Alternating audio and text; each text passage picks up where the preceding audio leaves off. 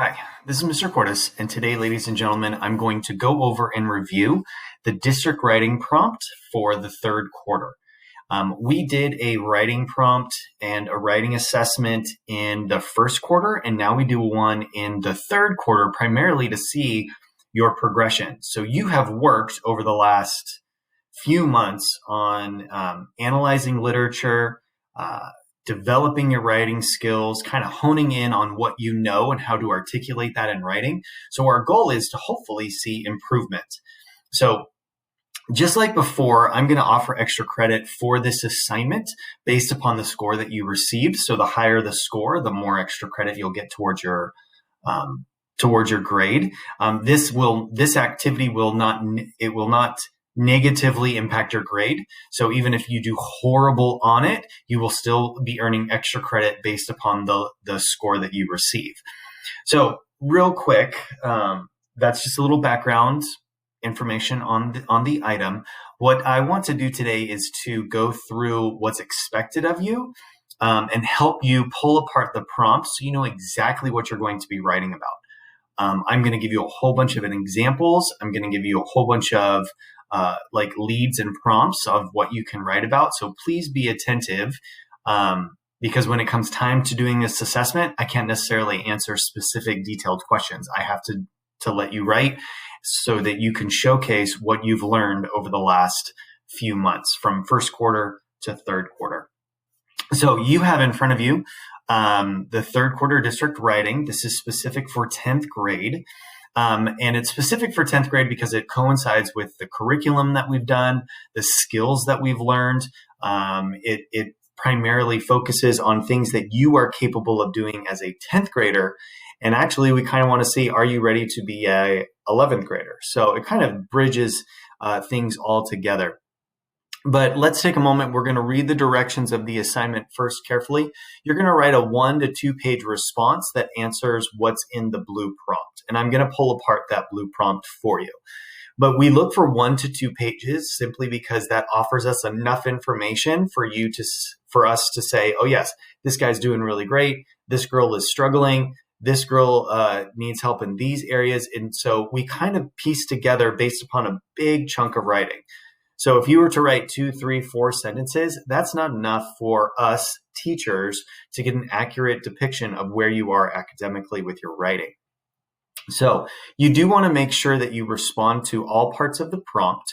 You want to make sure you have a clear thesis statement using textual evidence regarding your reading. So you're actually going to go back and think of all of the things that you have done previously. So Julius Caesar, Death of Ivan Ilyich, Lord of the Flies, your poetry project, all of the things that you have kind of discussed so far, you can use for this writing. So that's where you begin to analyze and pull things apart.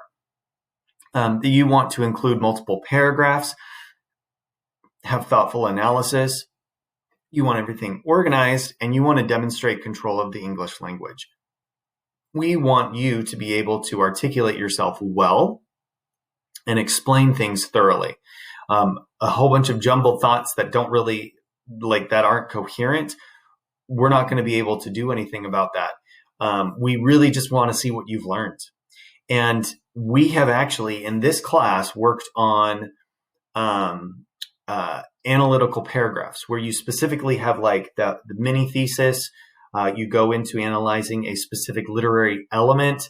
What is the author's purpose? Bigger message about what is the author's message or meaning for this? What do readers learn? And then kind of concluding. That body paragraph that you've been doing would be sufficient for a page response on this prompt. And the great thing is that the prompt actually can be broken down into the components that we've talked about. So in reality, ladies and gentlemen, this is review for you. I have purposefully set up analytical paragraphs to be worked for what's expected for you for this writing, okay? So taking a look, it says using 2 to 3 selections that you have studied. So go back and think of all the things that we've worked on this past year. Write an essay that answers the question, what are the most effective techniques, literary devices, syntax, characterization, rhetorical appeals, anything like a literary element that we've talked about that authors use to influence a reader's perspective or worldview. So how does that small little element, personification, the theme or motif within a story, characterization, how do those things, rhetorical appeal, that might be a speech or a monologue, right? A soliloquy from a play. What about a limerick from a poetry, a stanza, right? The end rhyme in your poetry. We're looking for those literary elements. How does that tell us about the author's purpose, and what does that do for the reader? So this actually fits perfectly for our analytical paragraphs that we have done all year, okay? So looking here, that's the prompt. Now, before we go into analyzing the prompt, this right here, ladies and gentlemen, is the breakdown. If you earn a 6, a 5, or a 4, you are doing a fantastic job. You are right on track with being a 10th grader. Wonderful job. You're ready for 11th grade in your writing skills, your analytical skills. Well done. If you score a 3, a 2, or a 1, you did not put forth your best effort. You got confused. You haven't practiced with our previous assignments. 3, 2, 1, this is where we need to focus our last quarter of school so that we can have the skills going into the 11th grade. So there's various different categories where teachers are grading. Now, I am not personally grading these, but there is another teacher who will grade them. So I will download all of your pieces of writing. I send them off to another 10th grade teacher or a teacher team of 10th graders. And they analyze and they review and they give a score, and then it comes back to me and I put your score in. So there's a response to the topic, there's understanding the passage, there's the quality and clarity of thought, organization and development, syntax, and then grammar. So the very first two are, do you understand what you're writing about? Did you really read The Death of Ivan Ilyich? Did you understand the passage that you analyzed for Julius Caesar? Did you understand what was going on for your poet based upon the poems that they presented? What was actually happening for Lord of the Flies based upon what Golding is piecing together? So the first two is actually, do you understand what you read? Okay, and can you articulate that? That's that next one right here, quality and clarity of thought. Can you explain yourself well so that the other person understands? Okay, so those first three are dealing more with the passage and trying to communicate what you know and what you understand. The last three is how you structure your writing. Is it organized, right? We have done analytical paragraphs that literally go sentence by sentence by sentence. Organization, right? Something has to come first before something comes second. Everything is in its proper place. The last two, syntax and grammar, did you double check your reading? Did you did you double check your writing? Did you read your items out loud so that you fully understand? Did you do like a grammar check, right? Is everything properly capitalized? Do you have periods? We're not looking for perfection, but we're looking for you to have control over these items. Okay. This is not a simple assignment where you just turn in like fragment answers or just kind of bullet point your thoughts. This, ladies and gentlemen, is where you really go through and make sure, okay, yeah, this sentence makes sense. I read this out loud and I need to make a comma, put a comma in here. This is a really long sentence and I need to break it up into two. So this is where you kind of make sure that everything is presented well. So those right there, that's how you're going to be graded. So let's say that you analyze the prompt and you put things together and you sent it off and your score is a 4.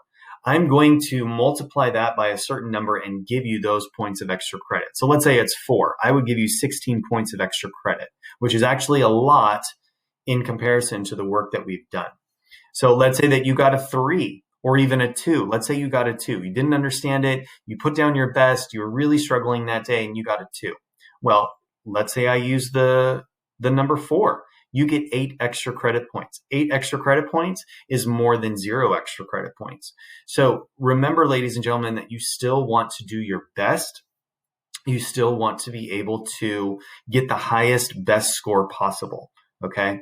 Now, unfortunately, I will tell you this, because we are online, because you are doing this on your own computer screen, at, uh, the plagiarism items are double and triple checked. So please do not go to the internet, cut and paste something, put it in. Even a sentence fragment gets checked. Please, please, please do your own writing. You guys have done a fantastic job of prepping yourself with annotations, with small like reflective writing, with analytical paragraphs over the year.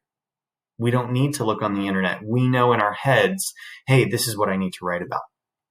So looking here, you'll go down to the third page and you're actually going to start typing your response in this area right here. I'm going to move over to this document.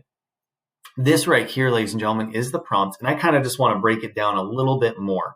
So either on your own document or on a piece of paper that you have in front of you, let's take some notes so that you can go into your writing. And again, I'm going to reiterate this, the analytical paragraph format that you guys have done all semester is perfect for this.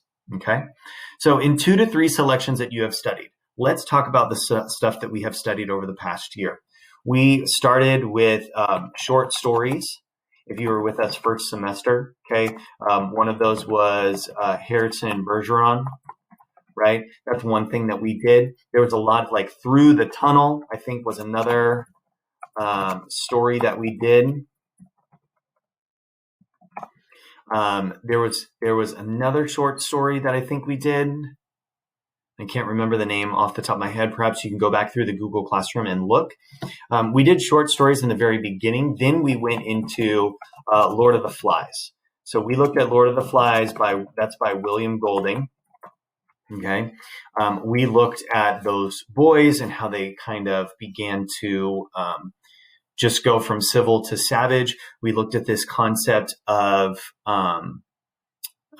personification. We looked at the imagery that was featured. We did 4 close reading passages that analyzed how William Golding was using specific literary elements. So we looked at a lot for Lord of the Flies. Right before Christmas and after Thanksgiving, we did the poetry project. So you looked at a specific poet from the world, understood their region, understood where they come from, their culture, their background, and you pieced that together and presented information. So you can go back to your poetry information and begin to look at that author, that poet, and what did they do. When we came back, we did the death of Ivan Ilyich, which is by Leo Tolstoy. Okay. For that, we looked at specific motifs. Motifs is a reoccurring theme within a novel or piece of literature. So we looked at propriety, we looked at morality, we looked at death, and we looked at family or gerasm. So you guys actually wrote on one of those motifs and how and what that meant for the person, and not only you as a person, but also for Ivan. We just finished Julius Caesar. We looked at that by William Shakespeare. Okay, that was one that we just did. We didn't go fully in depth on that simply because it's Shakespeare and it's rather complicated, but you did watch the film. You did watch several clips of your like the passage that you analyzed, and then you looked at something specific and identified how it related to that character. So those are a majority of the things that we have done so far. If you can remember back to your 9th grade year, you could use that. But for what we have right here, this is perfect because the second part of the prompt, so using 2 to 3 selections, so we've got a list of our selections right there. Write an essay that answers the question, what are the most effective techniques, literary devices? Okay, so let's talk about the literary devices that we've used this year. Okay, so literary devices, this could be things like personification that we had with Lord of the Flies, right? We have the motifs, which is a reoccurring theme within literature. Reoccurring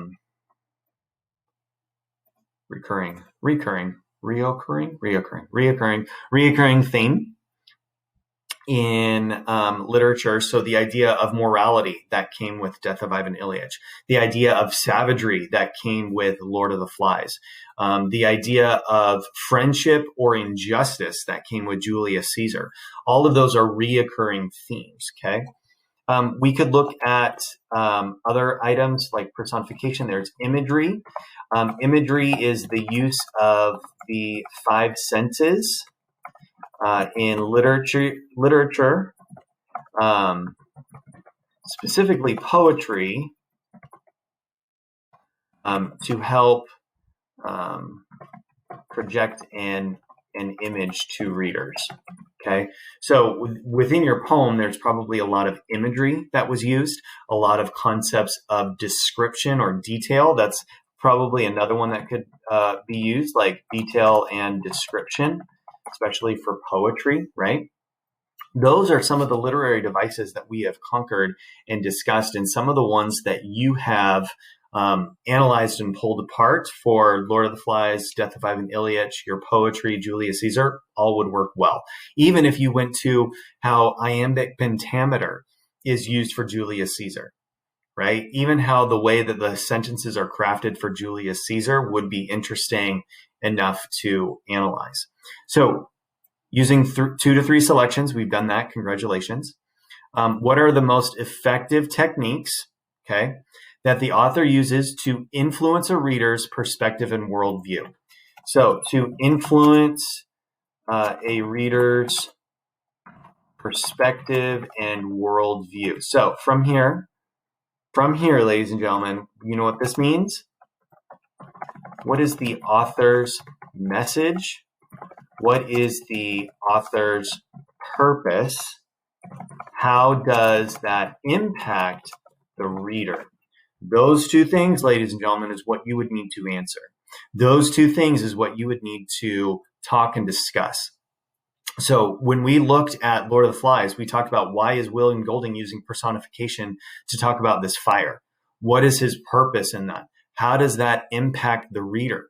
We looked specifically at those things so we could understand the bigger picture.